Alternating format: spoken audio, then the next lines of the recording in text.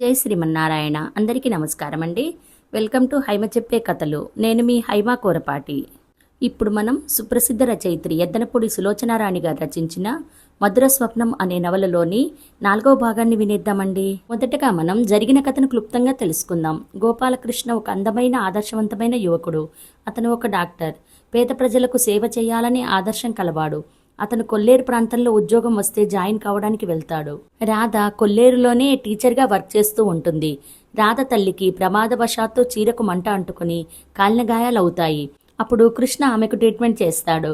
కృష్ణకు రాధ పట్ల ఆసక్తి పెరిగి ప్రేమగా మారుతుంది. ఇక స్టోరీలోకి వెళ్ళిపోదామండి. మర్నాడు రాధ అతనికి కనిపించలేదు. 3వ రోజు కూడా గడిచిపోయింది. కృష్ణ కావాలని స్కూల్ పక్క నుంచి సైకిల్ మీద అతి మెల్లగా వచ్చాడు. అక్కడెప్పటిలా రాధ ఎదురవ్వలేదు. స్కూల్కి వెళ్ళాడు. స్కూల్కి తాళం వేసి ఉంది. ఇప్పుడు సెలవుడు కూడా కాదు. అతను తిరిగి వస్తుంటే చిట్టి ఆడుకుంటూ కనిపించింది. ఏయ్ చిట్టి, ఇవాళ స్కూల్కి ఎందుకు వెళ్ళలేదు? ఇక్కడేం చేస్తున్నావు అని అడిగాడు. స్కూల్ లేదుగా అంది చిట్టి. లేదా, ఎందుకని అడిగాడు. టీచర్ అమ్మగారు ఊరు వెళ్ళారుగా అందుకు. ఊరా? ఏ ఊరు? ఏమో నాకు తెలియదు. చిట్టి ఆడుకోవడానికి పరిగెత్తింది. కృష్ణ క్షణంసేపు అలాగే నిలబడ్డాడు. రాధ ఊరు వెళ్ళిందా? ఏ ఊరు? అతను వస్తుంటే సీతాలు ఎదురైంది. సీతాలు, అమ్మాయి గారికి మా పద్మ ఉత్తరం రాసింది, ఇవ్వాలి, ఇంటి దగ్గరుందా? అమ్మాయి గారా బాబు? ఆమె లేరుగా, మొన్నే ఊరు వెళ్ళారు. ఏ ఊరు? బెజవాడ. ఎందుకుట? ఇంకెందుకు, ఏదో పెళ్లి సంబంధం అయి ఉంటుంది. వాళ్ళమ్మగారికి ఇంకేం పనిలేదు, ఆ పెళ్లి సంబంధాల గొడవే అంటూ వెళ్ళిపోయింది. కృష్ణ కనుబొమ్మలు ముడిపడినాయి. రాధకి పెళ్లి చూపులా? అతను సరాసరి శాంతమ్మ గారింటికి వెళ్ళాడు. లోపల పనిచేస్తున్న ఆవిడ కృష్ణను చూడగానే రానా అయినారా అంటూ ఎదురు వచ్చింది. రాధ ఎక్కడా అడిగాడు. రాధ లేదు బాబు, ఊరు వెళ్ళింది. అయ్యో లేదా? నొచ్చుకున్నట్టు చూశాడు. ఏం బాబు, ఏమైనా పని ఉందా? అవునండి, రాధకి పెళ్లి సంబంధాలు చూడమని మీరు చెప్పారుగా. నా స్నేహితుడు ఒకతను ఉంటే రమ్మనమని వ్రాశాను. అతను రేపు వస్తున్నాడు. అయ్యయ్యో, రాధ లేదే, ఇప్పుడెలా? ఆవిడ కంగారు పడింది. రాధ ఎక్కడికి వెళ్ళింది? బెజవాడ వెళ్ళింది నాయనా. ఎందుకు? నా బొందకి ఏం తోచడం లేదుట, విసుగ్గా ఉందిట. అక్కడ నా చెల్లెలి కొడుకు ఆనంద్ ఉన్నాడు. వాడిని చూసి వస్తానని వెళ్ళింది. నిన్ననే వస్తానని అంది, రాలేదు. ఇప్పుడెలా? అడ్రస్ చెప్పండి, నేను వెళ్ళి రాధని తీసుకువస్తాను అన్నాడు. ఆ మాట వినగానే ఆవిడ ముఖం చాటంతయింది. మా నాయనే, మా తండ్రే, చచ్చి నీ కొడుకును పుడతాను, ఆ పని చేయి బాబు అంటూ అడ్రస్ చెప్పింది. కృష్ణ బయలుదేరుతుంటే, ఇదిగో, దానికి పెళ్లి సంబంధం అని చెప్పకు నాయనా, ఆ మాటంటే చచ్చినా రాదు. నాకు ఒంట్లో బాగాలేదని చెప్పు అంది. అలాగేలేండి అన్నాడు. అతను ఆ మధ్యాహ్నమే బయలుదేరి విజయవాడ వచ్చాడు. రాధ పింతల్లి అడ్రస్ కనుక్కోవటం ఏమంత కష్టం కాలేదు. తలుపు తట్టగానే రాధే వచ్చి తలుపు తీసింది. గుమ్మంలో నిలబడిన కృష్ణను చూడగానే నిర్ఘాంతపోయినట్టు నిలబడిపోయింది. 2 నిమిషాల సేపు ఇద్దరూ మాట్లాడుకోలేదు. రాధని కృష్ణ చూస్తున్నాడు. కృష్ణని రాధ చూస్తోంది. ఇద్దరి కళ్లలో ఆనందం నాట్యం చేస్తోంది. మీరు? అస్పష్టంగా అన్నాడు కృష్ణ. మీరు? రాధ ఏదో చెప్పబోయింది కానీ మాట పెగిలి రాలేదు. ఇంతలో వంగపండు రంగు చీర కట్టుకున్న ఒక పెద్దావిడ, రాధా, ఎవరే వచ్చింది అంటూ అటు వచ్చింది. రాధ ఉలిక్కిపడింది. తెప్పరిల్లినట్టుగా పింతల్లి వైపు చూసింది. పిన్ని, ఈయన మా ఊరి డాక్టర్ గారు. డాక్టర్ గారు, మా పిన్ని తొట్టుపాటుగా అనేసింది. మీ ఊరు డాక్టర్ గారా? ఏది, రాత్రి నువ్వు చెప్పావే ఊరికి చాలా మంచి డాక్టర్ గారు వచ్చారని, కలరా వచ్చినప్పుడు నిద్రాహారాలు లేక చాలామందికి వైద్యం చేసి ఎంతోమందిని బ్రతికించాడని. రాధ చెంపల్లో కెరుపు రంగు పాకి వచ్చింది. చప్పున తల ఊపింది. లోపలికి రా నాయనా, అక్కడే నిలబడ్డావే? అదేమిటే రాధ, నిన్నంతా ఆయన గురించి అంత చెప్పిన దానివి, ఆయన వస్తే అలా గుమ్మంలో నిలబెట్టే మాట్లాడుతున్నావు? లోపలికి వచ్చి కూర్చోమను, కాఫీ ఇవ్వు అంటూ పురమాయించి లోపలికి వెళ్ళిపోయింది. లోపలికి రండి, పిన్ని ఆజ్ఞని అక్షరాలా పాటిస్తున్న బుద్ధిమంతురాల్లా అంది. కృష్ణ లోపలికి వచ్చాడు. కూర్చోండి అంది. కూర్చున్నాడతను. మళ్ళీ ఇద్దరి మధ్య మౌనం ఏర్పడింది. ఇద్దరి కళ్ళు ఒకరిని ఒకరు చూడాలని తహతహలాడిన వైనం చెప్పేస్తున్నాయి. ఇద్దరికీ ఎవరికి వారే ఎదుటివారు ఏదైనా చెబితే బావుండనిపిస్తోంది. ఇద్దరికీ సూటిగా సహజంగా మాటలు రావడం లేదు. కొంతసేపటికి కృష్ణ తనే అన్నాడు. వచ్చిన పని అయిందా? పనా? ఏం పని? రాధ అడిగింది. అదే, పెళ్లి చూపుల పని. పెళ్లి చూపులా? రాధ ఇంకా ఆశ్చర్యపోయింది. ఎవరు చెప్పారు అంది. ఎవరూ చెప్పలా, నాకే తెలిసింది అన్నాడతను. ఓహో. రాధ గిరుక్కున తిరిగి లోపలికి వెళ్ళిపోయింది. అతని మనసు చివుక్కుమంది. తను అంత కాని మాట ఏమని అన్నాడని ఆ అమ్మాయి అలా వెళ్ళిపోయింది. లోపలికి వెళ్ళిన రాధ వెంటనే రాలేదు. మళ్ళీ అతనికి లేచి వెళ్ళిపోదామని అనిపించింది. రాధ తిరిగి వచ్చింది. చేతిలో కాఫీ గ్లాస్ ఉంది. పిన్నిగారు కూడా వచ్చింది. కాఫీ తాగు నాయనా. మా రాధ చేతి కాఫీ అమృతంలా ఉంటుంది. ఏ అబ్బాయి చేసుకుంటాడో గాని మహా అదృష్టవంతుడు. అమ్మాయి రాధా, పక్కింటి పిన్నిగారి కోడలికి నొప్పులు వస్తున్నాయిట. నేను వెళ్ళి చూసి వస్తాను. వంట పూర్తయింది. డాక్టర్ గారిని భోజనం చేసి వెళ్ళమను అని వెళ్ళిపోయింది. కృష్ణ కాఫీ తాగుతున్నాడు. అతను రాధనే చూస్తున్నాడు. ఏమిటి ఆలోచిస్తున్నారు అంది రాధ. మీ పిన్నిగారన్నమాట ఎంత కరెక్టా అని. ఏమిటది? మీరు చేసిన కాఫీ నిజంగా అమృతంలా ఉంది. రాబోయే అతనెవరో మహా అదృష్టవంతుడు. చెంపలు ఎర్రబడగా రాధ కినుకుగా చూసింది. మీకు రాబోయే అమ్మాయి కూడా అదృష్టవంతురాలే అంది. నాకింత మంచి కాఫీ చేయడం రాదే అన్నాడతను. కాఫీ ఎవరికి కావాలిట? మీలాంటి మంచి డాక్టర్ భర్తగా దొరకటమే అదృష్టం. పోనీ ఒక పని చేద్దామా? ఏమిటది? నేను పిన్నిగారు చెప్పిన మహా అదృష్టవంతుణ్ణి అయిపోతాను. మీరు అదృష్టవంతురాలు అయిపోండి. ఏమిటి ఏమిటి మీరనేది? సరిగ్గా చెప్పరాదు? రాధ తడబడుతూ అంది. అదే, ఇక్కడేమిటో నాకు గాలి సరిపోనట్టు ఉంది. ఊపిరి ఆడటం లేదు. మాటలు సరిగ్గా రావటం లేదు. చెప్పాలి అనుకున్నది చెప్పలేకపోతున్నాను. మీరు పెళ్లి చూపులకని ఇక్కడికి వచ్చారేమో అనేసరికి నాకేమిటోలా అనిపించింది. అతను ఆగిపోయాడు. రాధ పక్కున నవ్వింది. అతను తలెత్తి చూసేసరికి రాధ కొంగుచాటు చేసుకుని నవ్వుతోంది. అరే, ఎందుకలా నవ్వుతారు? ఇంత పెద్ద డాక్టర్ గారు కూడా ఒక మామూలు అబ్బాయిలా ఆడపిల్లతో మాట్లాడటానికి తడబడుతుంటే అదే నాకు అర్థం కావటం లేదు. మీరెదురుగా ఉంటే నేను ఒక మామూలు మనిషిని అయిపోతానేమిటి? డాక్టర్ని అనే గుర్తు ఉండదు. మీలో ఏదైనా మహత్యం ఉందేమో. ఇదిగో, ఇక లాభం లేదు. నేను సూటిగా అడిగేస్తున్నాను రాధగారు. ఇంతలో హఠాత్తుగా లోపల గదిలో నుంచి ఏదో భళ్ళున పడిన శబ్దం అయింది. మధు మధు అరుపులు వినిపించాయి. ఆ అరుపులు వినగానే రాధ చటుక్కున లోపలికి పరిగెత్తింది. లోపల నుంచి కేకలు వినిపిస్తున్నాయి. అది మామూలు కంఠం కాదు, తాగినవాడి గొంతు. రాధ మాటలు వినిపిస్తున్నాయి. కృష్ణ కంగారుగా లేచి లోపలికి వచ్చేశాడు. పరదా తొలగించుకుని ఆ పడక గదిలో లోపలికి అడుగుపెట్టిన అతను అలాగే నిలబడిపోయాడు. అక్కడ దాదాపు కృష్ణ వయసే ఉన్న ఒకతను ఉన్నాడు. మధు మధు అతను మంచానికేసి తల బాదుకుంటున్నాడు. అన్నయ్య అన్నయ్య అంటూ రాధ అతన్ని పొదివి పట్టుకుని అనునయించటానికి విశ్వప్రయత్నం చేస్తోంది. అతను రాధకి వశం కావటం లేదు. కానీ వెళ్ళటానికి చూస్తున్నాడు. మళ్ళీ కాళ్లలో సత్వలేనట్టు తూలిపడిపోతున్నాడు.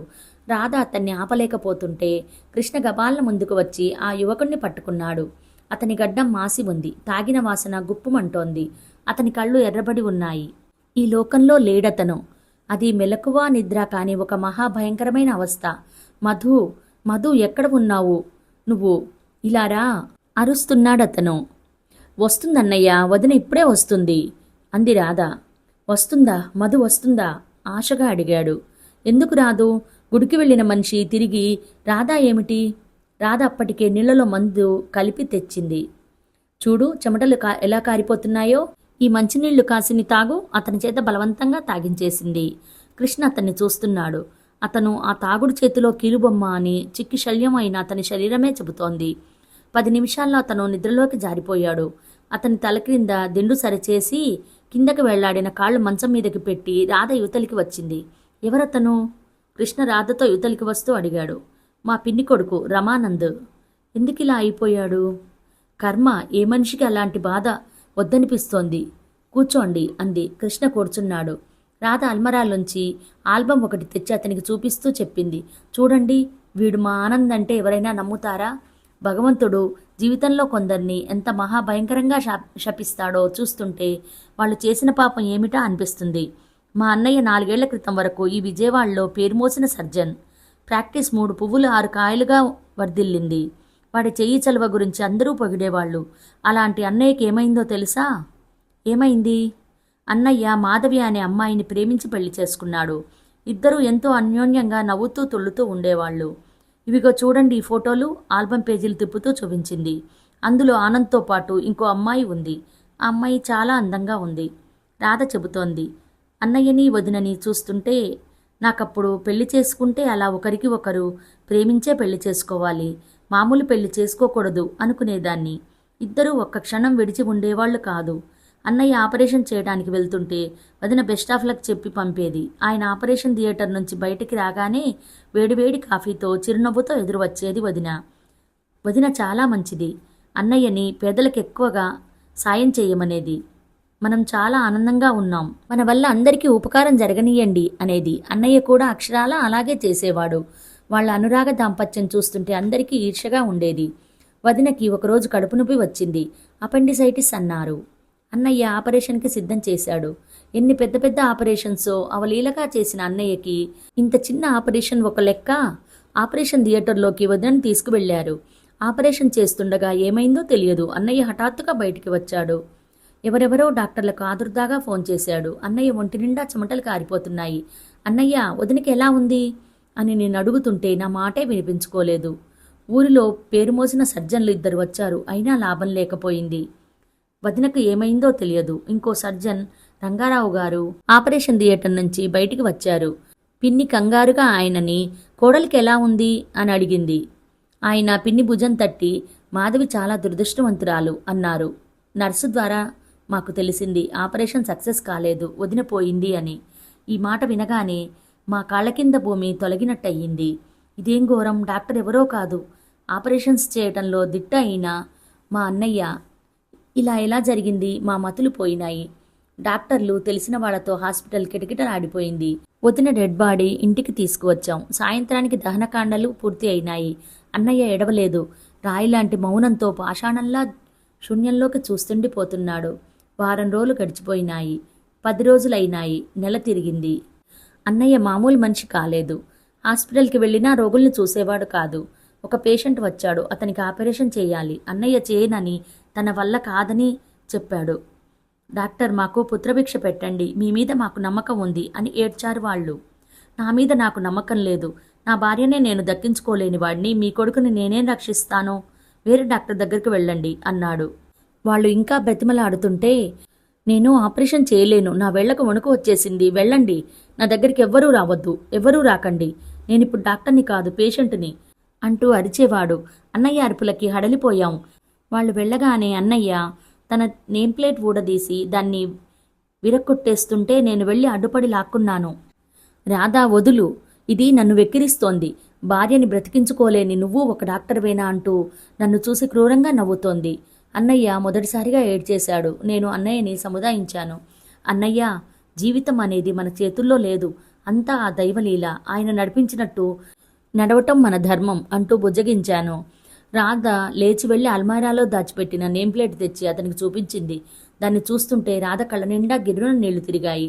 ఎప్పటికైనా ఇది మళ్లీ సగర్వంగా గోడకి వెళ్లాడే రోజు వస్తుందా అనిపిస్తుంది. ఆ రోజు రావాలని, మా అన్నయ్య సరిగ్గా అవ్వాలని దేవుణ్ణి నేను రోజూ ప్రార్థిస్తాను. రాధ కళ్ళనీళ్లు తుడుచుకుంటూ వచ్చింది. వదిన పోయిన రోజు నుంచి అన్నయ్య నిద్రే పోలేదు. క్రమంగా తాగుడికి అలవాటు పడ్డాడు. ఇప్పుడు 24 గంటలు ఆ మత్తులోనే ఉంటాడు. బయట ప్రపంచంతో వాడికి సంబంధం లేదు. ఒంటి మీదకి ఏమాత్రం స్పృహ వచ్చినా మధు మధు అనే కేకలు పెడతాడు. మేం వదిన బయటికి వెళ్ళిందని, వస్తుందని చెప్పి మభ్యపెడతాం. చూశారా, అన్నయ్య ఈ ఫోటోలో దొరబాబులా ఎంత సంతోషంగా ఆరోగ్యంగా ఉన్నాడో. ఇప్పుడు చూడండి ఎలా అయిపోయాడో. కృష్ణ శ్రద్ధగా విన్నాడు. అతని గొంతులో కూడా ఏదో అడ్డుపడ్డట్టే అయింది. ఎంత భయంకరమైన స్థితి అనిపించింది. ఎంతమందికో ఉపకారం చేసి ప్రాణభిక్ష పెట్టాల్సిన వ్యక్తి జీవితంలో జరిగిన ఒక దురదృష్ట సంఘటన వల్ల ఇలా కృంగిపోవటం మరీ భయంకరమైన సంగతి. అతని మనసంతా ఆనంద్ పట్ల జాలితో, సానుభూతితో నిండిపోయింది. ఇంతలో పిన్నిగారు తిరిగి రానే వచ్చింది. అదేమిటే, అబ్బాయికి ఇంకా భోజనం పెట్టలేదు అంది. లేదు పిన్ని, ఏదో కబుర్లు చెబుతూ కూర్చుండిపోయాము అంది. రండి, నేను వడ్డిస్తాను అంది ఆవిడ. రాధాకృష్ణ ఇద్దరూ పక్కపక్క కూర్చుని భోజనం చేశారు. భోజనం అయిన తరువాత కృష్ణ అన్నాడు, రాధా, ఆనందిని మన ఊరికి తీసుకువెళ్దాం. రాధ అర్థం కానట్టు చూసింది. ఆనందిని ఈ లోకంలోకి తీసుకురావడానికి మన వంతు మనం ప్రయత్నం చేద్దాం. ఫలితం కోసం మనం ఆలోచించవద్దు. ఆ దేవుడి మీద భారం వేద్దాం. రాధ కళ్ళలోకి ఎనలేని ఆనందం వచ్చింది. పింతల్లికి రాధ నచ్చజెప్పింది. ఆవిడ కృష్ణను చూస్తూ, నాయనా, నువ్వు చల్లగా 1000 ఏళ్ళు పిల్లా పాపలతో కళకళ్లాడుతూ బ్రతకాలి అంది కన్నీళ్లతో. కృష్ణ రాధతో పాటు ఆనందుని తీసుకుని బయలుదేరాడు. 1 నెల రోజుల అనంతరం ఆనంద్కి రాధ కాఫీ తెచ్చి ఇచ్చింది. అతను అందుకుంటూ, కృష్ణ ఇంకా రాలేదమ్మా అని అడిగాడు. లేదన్నయ్యా, పక్క ఊరిలో రాత్రి ఎవరికో పాము కరిచిందట, వెళ్లారని సీతాలు చెప్పింది అంది. రాధ వెళ్తుంటే ఆనంద్ వెనుక నుంచి పిలిచాడు, రాధా. రాధ తిరిగి చూసింది. ఈరోజు డేట్ ఎంత?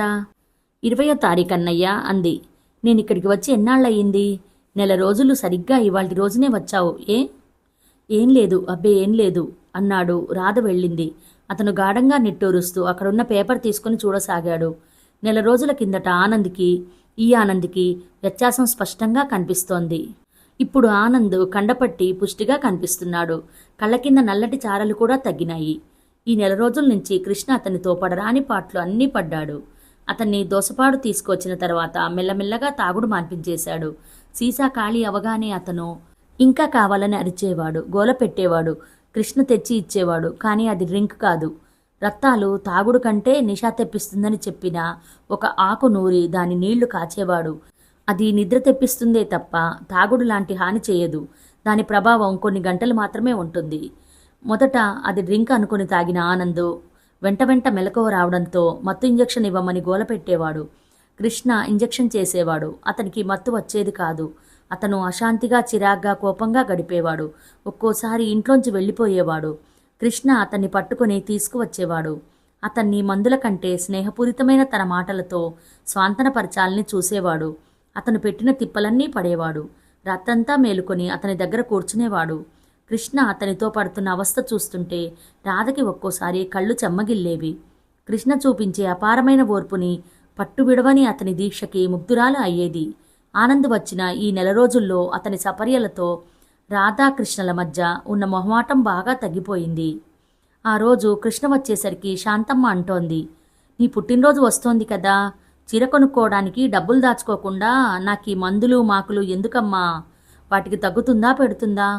నువ్వు అలా అనకమ్మా, అన్నయ్యలో వస్తున్న మార్పు చూస్తుంటే తప్పక తగ్గుతుందని నాకు అనిపిస్తోంది. పుట్టినరోజుకేం భాగ్యం, ప్రతి ఏడాది వస్తూనే ఉంటుంది అంది. మర్నాడు సాయంత్రం రాధ స్కూల్ నుంచి వస్తుంటే వీరయ్య తమ్ముడి కొడుకు ఎదురుగా పరిగెత్తుకుంటూ వచ్చి, ఇదిగో డాక్టర్ గారు ఇమ్మన్నారు అంటూ ఒక ప్యాకెట్ అందించాడు. రాధ అది చూసి తెల్లబోయింది. అది గులాబీ రంగు ప్రింట్లో అందంగా ఉన్న అమెరికన్ జార్జెట్ చీర. దానికి ఒక కాగితం పించేసి ఉంది. అందులో ఇలా ఉంది, రాధ, ఇది స్వయంగా ఇవ్వాలని అనిపించింది, కానీ నువ్వు స్వీకరిస్తావో లేదోనని భయం వేసింది. నీ పుట్టినరోజు నాడు ఇది కట్టుకుంటే నాకు చాలా సంతోషం కలుగుతుంది. నన్ను సంతోషపెట్టాల్సిన అవసరం నీకేమిటి అనుకుంటే మాత్రం నేనేం చెప్పలేను. రాధా, నేను ఒక మొద్దబ్బాయిని. నాకు సరిగ్గా మాటలు రావు.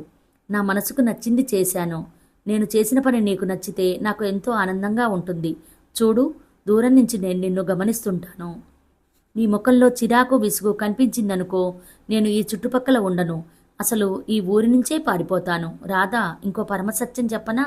నేనింతవరకు ఎప్పుడూ ఎవరికి ఇలాంటి కానుక ఇవ్వలేదు. నా సెలక్షన్ మీద నాకు గొప్ప నమ్మకం ఉంది. ఈ చీర నీకు కూడా నచ్చితే నా నమ్మకం యథార్థం అవుతుంది. నన్ను సంతోషపెడతావో బాధ పెడతావో నీ ఇష్టం మరి. కృష్ణ.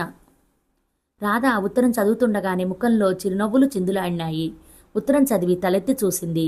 దూరంగా కృష్ణ సైకిల్ మీద ఒక కాలు కింద ఆనించి నిలబడి ఉన్నాడు. రాధ నవ్వుముఖంతో చూసేసరికి అతనికి ప్రాణాలు లేచి వచ్చాయి. రాధ వచ్చింది. అతని కళ్ళలో కృతజ్ఞత కనిపించింది. నవ్వుతూ చేయి ఊపి వెళ్ళిపోయాడు. రాధ ముందుకు వస్తూ అనుకుంది, కృష్ణ, నువ్వు మొద్దబ్బాయివి కాదు, ఒట్టి పిచ్చబ్బాయివి. నాకు కానుకలు ఇవ్వటం ఇదే ప్రథమం అంటున్నావు. ఇలా తీసుకోవడం నాకు కూడా ప్రథమమే. ఆ ఉదయం కృష్ణ సైకిల్ తీసుకుని ఊర్లో పేషెంట్స్ని చూడటానికి బయలుదేరుతుంటే సీతాల ఎదురొచ్చింది. సీతాల చేతిలో పూల బుట్ట ఉంది. తలంటి పోసుకొనుంది. మనిషి ఉత్సాహంగా లేడిపిల్లలా గంతులు వేస్తున్నట్టుగా ఉంది. బాబూ, పెద్ద శుభవార్త అంది. ఏమిటి సీతాలు అన్నాడు కృష్ణ. మా బావ కబురు చేశాడు బాబూ. ఏమని? ఈ పౌర్ణమి నాడు వచ్చి నన్ను తనతో తీసుకెళ్తాడంట. నిజంగానా? మరి డబ్బేదో ఇవ్వాలన్నావుగా? సీతాల ముఖంలో ఆనందం పొంగి వచ్చింది. ఆ డబ్బుని ఎవరో నా పేరు మీద మనీ ఆర్డర్ చేశారుట. నేనే పంపాననుకున్నాడంట ఎవరో ఆ దేవుడు. ఎవరు పంపుంటారు? నీ బావకి నిన్ను వదిలి ఉండలేనని అనిపించి ఉంటుంది. ఇక లాభం లేదని ఇలా ఉత్తరం రాసి ఉంటాడు అంతే. ఎక్కడికి బయలుదేరావు? చేతిలో బుట్ట చూస్తూ అన్నాడు. గుడికి బాబు, నన్ను చల్లగా చూసి నా కాపురం నిలబెడుతున్న ఆ దేవుడికి దండం పెట్టుకుందామని. పిచ్చి సీతాలు, నువ్వు అసలు దేవుడితో పోట్లాడాలి. ఎందుకు బాబు? నువ్వింత మంచిదానివి కదా, నిన్నెందుకు బాధ పెట్టాలి? అది నా అదృష్టం నుదురు కొట్టుకుంటూ చూపించింది. సరే వస్తాను. అతను బయలుదేరాడు. ఒక్క నిమిషం ఆగండి బాబు. ఏమిటి? అతను ఆగాడు. సీతాలు బుట్టలో పూలు తీసి పట్టుకుని గబాల్న వంగి అతని పాదాల మీద ఉంచి కళ్ళకి అద్దుకుంది. అరేరే, ఇదేమిటి? నీకేమన్నా మతిపోయిందా? అతను కంగారుగా లేవదీశాడు. సీతాలు ఏడ్చేసింది. ఏడుస్తూనే, అవును బాబు, నిజంగానే మతిపోయింది. నాకు మనీ ఆర్డరు రసీదు వచ్చిందనగానే నేను మీరే అనుకున్నాను. నా గురించి మీరు తప్ప ఈ ఊళ్ళో ఇంకెవరు చేస్తారు ఈ పని? నాకివాళ మా అయ్య ఎంత గుర్తు వచ్చాడో తెలుసా? మా అయ్యే కనుక ఉంటే ఎంత సంతోషపడేవాడో. నా దేవుడు మీరే బాబూ. పిచ్చి సీత, ఇన్ని మాటలు ఎందుకు మాట్లాడావు నువ్వు? నీ భర్తతో సుఖంగా ఉండాలని నా ఆశ. మా సీతాలు అత్తవారింటికి వెళ్ళి ఒక బుజ్జి పాపాయిని ఎత్తుకొని, అప్పుడు నేను వచ్చాననుకో, అడుగో మామయ్య వచ్చాడు అని నన్ను చూపిస్తే ఎంత బాగుంటుందో తెలుసా? సీతాలు సిగ్గుపడింది, కళ్ళనీళ్లు తుడుచుకుంది. చూడు, నువ్వెప్పుడూ సంతోషంగా ఉండాలి తెలుసా? మా బావ దగ్గరికి వెళతా, నాకింకేం దిగులు బాబు. ఇంతలో ఓ మనిషి పరిగెత్తుకు వచ్చాడు. డాక్టర్ బాబు, వీరయ్య భార్యకి నొప్పులు వస్తున్నాయంట, మిమ్మల్ని రమ్మన్నారు. కృష్ణ గబాల్న సైకిల్ ఎక్కి వీరయ్య ఇంటి వైపు వెళ్ళాడు. కృష్ణ వీరయ్య ఇంటికి వచ్చాడు. అప్పటికే వీరయ్య భార్య ప్రసవవేదన పడుతోంది.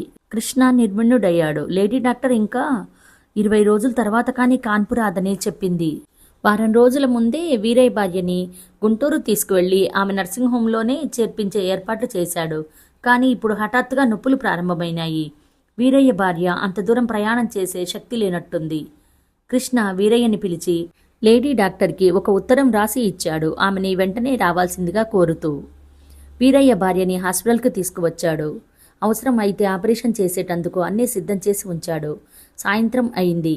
కృష్ణ వీరయ్య వెంట వచ్చే లేడీ డాక్టర్ కోసం ఎదురుచూస్తున్నాడు. ఆఖరి పడవకి వీరయ్య వచ్చాడు. అతని ముఖం అలసటగా కంగారుగా ఉంది. వెంట లేడీ డాక్టర్ రాలేదు. డాక్టర్ అమ్మ లేరు బాబూ, పెళ్లికి హైదరాబాద్ వెళ్లారంట అన్నాడు. కృష్ణ నిరుత్తరుడయ్యాడు. ఆవిడ వస్తుందని ఎంతో ఆశతో 1000 కళ్ళతో ఎదురుచూస్తున్నాడతను. రాత్రి అయిన కొద్దీ వీరయ్య భార్యకి నొప్పులు అధికమైనాయి. ఆపరేషన్ చేయకపోతే పెద్ద ప్రాణానికే ముప్పు వచ్చేట్టుంది. బాబూ, ఇప్పుడెలా? అది బతుకుతుందంటారా? పాపిష్టివాణ్ణి, అచ్చాసకు పోయాను. పిల్లలు లేకపోతే లేకపోయారు అనుకోవాల్సింది. ఉండు వీరయ్య, నువ్వు కంగారు పడకు అంటూనే కృష్ణ మెట్లు దిగి పరిగెత్తినట్టు వెళ్ళాడు. 10 నిమిషాల్లో అతను రాధ ఇంటికి వచ్చాడు. రాధ పక్కలు సర్దుతోంది. కృష్ణ వస్తూనే, ఆనంద్ ఎక్కడా అని అడిగాడు. అడుగో, రాధ చూపించింది. ఆనంద్ గదిలో పడకుర్చీలో ముఖానికి పేపర్ అడ్డు పెట్టుకుని ఉన్నాడు. కృష్ణ ఆ గదిలోకి వచ్చాడు. పాదాల అలికిడి విని ఆనంద్ కళ్ళు తెరిచి చూశాడు. కృష్ణని చూడగానే అతని ముఖం వికసించింది. కృష్ణ, బాటిల్ తెచ్చావా? మధ్యాహ్నం నుంచి డ్రింక్ లేదు, పిచ్చి పట్టినట్టుంది అన్నాడు లేస్తూ. ఆనంద్, నువ్వు నాతో అర్జెంటుగా రావాలి. నేనా? ఎక్కడికి? అర్జెంటు కేసు ఒకటి వచ్చింది, డెలివరీ కేసు. కృష్ణ క్లుప్తంగా వీరయ్య భార్య సంగతి చెప్పాడు. ఆమెకు మీరు వచ్చి సిజేరియన్ చేయాలి, లేకపోతే ఆమె బతకదు. ఆనంద్ నిర్విణ్ణుడు అయినట్టు చూశాడు. నేనా అన్నాడు. అతని ముఖం ఆపరేషన్ మాట వినగానే వెలవెలా పోయింది. అవును, నువ్వే. నా సంగతి నీకు తెలియదేమో. ఆనంద్ ముఖంలో బాధ పొంగి వచ్చింది. కృష్ణ ఆనంద్ చేయి పట్టుకున్నాడు. తెలుసు, నాకు బాగా తెలుసు. ఆనంద్ పేరు మోసిన సర్జన్. సర్జరీలో అతనికి సాటి ఎవరూ లేరు. షటప్! ఆనంద్ అరిచాడు. అతని నుదురు నరాలు ఉబ్బినాయి. అతని పిడికిళ్ళు బిగుసుకున్నాయి. అతను ఉరిమి చూస్తూ, నన్ను నువ్వు హేళన చేస్తున్నావు కదూ, ఐ విల్ కిల్ యూ చేతులు చూపిస్తూ అన్నాడు. కృష్ణ ఎంతో ఆత్మీయంగా, ఉద్రేకంతో కంపిస్తున్న అతని చేతుల్ని పట్టుకున్నాడు. అతని కళ్ళలోకి స్నేహపూర్వకంగా చూస్తూ కరుణ నిండిన స్వరంతో అన్నాడు. ఆనంద్, నిన్ను నేను వెక్కిరించడం లేదు. నీ సామర్థ్యం నేను గుర్తు చేస్తున్నాను. వీరయ్య భార్య ప్రాణాపాయ స్థితిలో ఉంది. నువ్వు ఆపరేషన్ చేస్తే ఆమె బిడ్డ ఇద్దరూ బతుకుతారు. స్వర్గంలో ఉన్న మాధవి ఎంతో సంతోషిస్తుంది. ఆనంద్, నువ్వు మంచి డాక్టర్వి. తన మూలంగా నువ్వు ఇలా అయిపోయావని తెలిస్తే మాధవి ఆత్మ ఎంత శోభిస్తుందో తెలుసా? ఎంతో మందికి ఉపకారం చేయాల్సిన ఈ చేతులు ఇలా ఉండిపోవడం భావ్యం కాదు. ఆనంద్, నువ్వు ఈ ఆపరేషన్ చేసి తీరాలి. నువ్వు ఇలా జీవోత్సవంగా బ్రతకడం మాధవికి ఇష్టం ఉంటుంది అనుకుంటున్నావా? నువ్వు పేదలకి సాయం చేయాలి అనేది మాధవి కోరిక, అవునా కాదా? ఆనంద్ కుర్చీలో కూలబడి 2 చేతుల్లో తలదాచుకున్నాడు. ఆనంద్, నా మాట విను. లేచిరా. ఆ తల్లికి బిడ్డకి ప్రాణం పొయ్యి. మన కళ్ళెదుట వాళ్ళు చచ్చిపోతుంటే చూస్తూ ఊరుకునే మూర్ఖుడివి కావద్దు. డాక్టర్ తన వృత్తిని పవిత్రంగా భావించాలి. తను చేసుకున్న ఒక పొరపాటికి రోగులను శిక్షించకూడదు. ఆనంద్, లేచిరా. నువ్వు ఈ తల్లిని బిడ్డని రక్షిస్తే నీ మూలంగా ఒక ప్రాణికి ఉపకారం జరిగిందని తప్పక మాధవి ఆత్మకి శాంతి కలుగుతుంది. నేను రాలేను. నేను ఆపరేషన్ చేయలేను. నువ్వు రావాలి, వచ్చి తీరాలి. నువ్వు చేయగలవు ఆనంద్, ఆ నమ్మకం నాకుంది. వద్దు కృష్ణ, నన్నిలాగే జీవోత్సవంలాగా బ్రతకని. ఆనంద్ చేయి పట్టి లాగాడు. నా చేతులు కంపిస్తాయి. అతను నిస్సహాయంగా చూశాడు. అది నీ భ్రమ. నేను అసిస్ట్ చేస్తాను. ఆనంద్, నువ్వు ప్రయత్నం చెయ్యి. నువ్వు చేయలేకపోతే నేనేమీ అనుకోను. కమాన్ ఆనంద్, గెటప్. నీ దుఃఖం కన్నా ఒక ప్రాణం చాలా విలువైందని తెలుసుకో. అతను బలవంతంగా ఆనందం లేపాడు. కృష్ణ, నేను చెబుతున్నాను, నేను చేయలేను, నా వల్ల కాదు. అతని కంఠం వడికింది. ఓకే, నువ్వు ఆపరేషన్ టేబుల్ దగ్గరికి రా ముందు. నేను చేయలేను. ఈ మాట అనే ఆనంద్ పిరికివాడు. మీలోని సర్జన్ పిరికివాడిని జయించాలి. ఆనంద్, నువ్వు నీలో సర్జన్కి ఒక్కసారి అవకాశం ఇవ్వు. కృష్ణ ఆనంద్ని చేయి పట్టి లాక్కు వెళ్తుంటే రాధ విచిత్రంగా చూస్తోంది. శాంతమ్మ వాడు రానంటుంటే అరవబోతుంటే రాధ ఆవిడ నోరు మూసేసింది. కృష్ణ ఆనంద్ని హాస్పిటల్కు లాక్కు వచ్చినట్టే తీసుకువచ్చాడు. ఆతురత పట్టలేని రాధ వారి వెనకే పరిగెత్తుకు వచ్చింది. ఆనంద్ ముఖం థియేటర్లో అడుగుపెట్టగానే శూన్యం అయింది. ఆనంద్ ఆపరేషన్ థియేటర్లోకి వెళ్లిన అరగంటకి థియేటర్లోంచి కెవ్వుమన్న పసికందు ఆక్రందన వినిపించింది. బయట వేచి చూస్తున్న వీరయ్య ఉలిక్కిపడ్డాడు. అతనిలో అంతవరకు గూడు కట్టుకున్న దుఃఖం, బాధ ఒక్కసారిగా ఎగిరిపోయినాయి. లోపల నుంచి పసిపిల్లాడి ఏడుపు వినిపిస్తోంది. వీరయ్య అక్కడ నిలబడి ఉన్న రాధతో, రాధమ్మా, ఆ ఏడుపు నిజంగానే వినిపిస్తోందా, లేక నాకలా అనిపిస్తోందా అని సందేహంగా అడిగాడు. లేదు వీరయ్య, నిజంగానే వినిపిస్తోంది అంది రాధ పట్టరాని ఆనందంతో. నర్సు అక్కడికి వచ్చి మగపిల్లాడు అని దివ్వున మళ్లీ వెళ్ళిపోయింది. వీరయ్య బంధువులంతా వీరయ్యని నువ్వు అదృష్టవంతుడివి అని అభినందించసాగారు. రాధ లోపల గదిలోకి పరిగెత్తింది. ఆనంద్ అక్కడికి వచ్చాడు. అతని ముఖం కూడా చెమటలు కారిపోతున్నాయి. లేస్ తీసి టేబుల్ మీద పడేశాడు. ఇంతలో కృష్ణ కూడా అతని వెంటే వచ్చాడు. కంగ్రాచ్యులేషన్స్ ఆనంద్, చెయ్యి పట్టి చెప్పాడు. Thank God. ఆనంద్ అక్కడున్న కుర్చీలో కూర్చున్నాడు. కృష్ణ అతనికి తనే స్వయంగా డ్రింక్ కలిపి తెచ్చి ఇచ్చాడు. ఎప్పుడూ డ్రింక్ని అసహ్యమనే కృష్ణ తనే స్వయంగా కలిపి ఇవ్వడం అతనికి ఆశ్చర్యం వేసింది. ఈ రోజు నుంచి నీ జీవితం సగం పేషెంట్లకి, సగం నీ మాధవికి అంకితం. డ్రింక్ తీసుకోనప్పుడు రోగులకి, డ్రింక్ తీసుకున్నప్పుడు మాధవితోనూ గడపడం అలవాటు చేసుకోమని అర్థిస్తున్నాను. ఆనంద్ లేచాడు. కృష్ణ. ఆనంద్ అతన్ని గట్టిగా కౌగిలించుకున్నాడు. అతని గొంతు దుఃఖంతో పూడిపోయింది. కృష్ణకు కూడా గొంతులో ఏదో అడ్డుపడ్డట్టే అయింది. ఆనంద్, నీలో ఉన్న సర్జన్కి పట్టిన గ్రహణం ఈనాటితో తీరిపోయింది. చూశావా, ఆపరేషన్ చెయ్యలేను అనే నీ అపనమ్మకం వట్టి భ్రమ అని ఇప్పుడు రుజువు అయిందా? ఆపరేషన్ టేబుల్ దగ్గరికి వెళ్లేసరికి నీలో సర్జన్ నీలోని ప్రేమికుడిని జయించాడు. మాధవికి ఇది తెలిస్తే ఎంత బాగుంటుంది, ఎంతో సంతోషిస్తుంది కదా. Thank you my friend, Anand గద్గదిక కంఠంతో అన్నాడు. రాధ 2 కప్పులతో కాఫీ తెచ్చి ఇచ్చింది. రాధా, మీ అన్నయ్య ఆపరేషన్ సక్సెస్ఫుల్గా చేశాడు తెలుసా? వీరయ్య భార్య, కొడుకు ఇద్దరూ కులాసాగా ఉన్నారు అన్నాడు. రాధ కళ్ళెత్తి కృష్ణవైపు చూసింది. తడితో మెరుస్తున్న ఆ కళ్ళలో ఆనందం, కృతజ్ఞత, ఆరాధన స్పష్టంగా తొణికిసలాడుతున్నాయి. మీ రుణం మేం తీర్చుకోలేం అంది అస్పష్టంగా. రాధ కళ్ళలోకి చూస్తున్న కృష్ణకి హఠాత్తుగా తను పడిన శ్రమ, ఆరాటం ఆవిరి అయిపోయినట్టుగా అనిపించింది. అతనికి బహుమతేదో దొరికినట్టుగా ఉంది. రాధ కళ్ళలో ఆత్మీయత అతనికి చాలా అపురూపంగా అనిపించింది. అది వెలకట్టలేని బహుమతిగా అతని మనస్సు అతి పదిలంగా జ్ఞాపకాల బీరువాలో దాచుకున్నట్టుగా తోచింది. వీరయ్య భార్యకి ఆనంద్ ఆపరేషన్ చేసినా ఊర్లో అందరూ కృష్ణ చేశాడని చెప్పుకోసాగారు.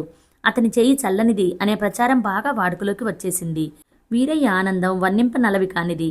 బారసాల రోజున ఊరందరినీ భోజనానికి పిలిచాడు. కృష్ణకి వాళ్ళు చూపుతున్న గౌరవం, అభిమానం ఉక్కిరిబిక్కిరి అయినట్టుగా అనిపిస్తోంది. వీరయ్య భార్యకైతే డాక్టర్ గారంటే దేవుడే అయిపోయాడు. చివరికి కొడుకును ఉయ్యాల తొట్టిలో వేసినప్పుడు కూడా డాక్టర్ గారు రావాల్సిందే. ఇదేమిటి వీరయ్య, అదేదో ఆడవాళ్ల వేడుక, నేను రావటం ఏమిటి అంటే, అలా అనకండి బాబు, మా ఆడదానికి నేను సమాధానం చెప్పలేను. అప్పుడే అది ఏమంటోందో తెలుసా, తన కొడుకును డాక్టర్ బాబులా చదివించాల్సిందేనంట. కృష్ణ నవ్వాడు. లేకలేక పుట్టిన వంశాంకురం వాళ్ళకి అసలు ఆపేక్ష, అంతఃకరణలు చాలా ఎక్కువ. ప్రేమించినా ద్వేషించినా మోతాదు ఎక్కువే. సాయంత్రం కృష్ణ వీరయ్య ఇంటికి వెళ్ళాడు. ఉయ్యాల తొట్లో కృష్ణనే పడుకోబెట్టమన్నారు. రాధ కూడా అక్కడే ఉంది. పసిపిల్లాడిని ఉయ్యాల తొట్టిలో పడుకోబెడుతుంటే అతనికి గమ్మత్తుగా అనిపించింది. వీరయ్య భార్య రాధకి తాంబూలమిస్తూ, మా వాడు పెద్దయ్యి నీ దగ్గరే లక్షణంగా చదువుకోవాలమ్మా, పెద్ద చదువులు రావాలని దీవించు రాదమ్మా అంది. అందరూ ఆడవాళ్లే. కృష్ణ 10 నిమిషాలుండి వచ్చేశాడు. వీరయ్య భార్య, ఆ పసికందు గుర్తు వస్తే కృష్ణకి ఎంతో సంతోషంగా ఉంటుంది. చెప్పలేనంత తృప్తిగా, తన జీవితం సార్థకం అయినంతగా అనిపిస్తుంది. విన్నారు కదండి, ఇంతటితో ఈ భాగం కంప్లీట్ అయిందండి. మీకు నచ్చితే లైక్ చేయండి, అలాగే షేర్ చేయండి. మరిన్ని మంచి స్టోరీస్ కోసం మా ఛానల్ తప్పకుండా సబ్స్క్రైబ్ చేసుకోండి. నెక్స్ట్ పార్ట్తో మళ్ళీ కలుద్దామండి. అంతవరకు సెలవు. మీ హైమా కోరపాటి. Thank you.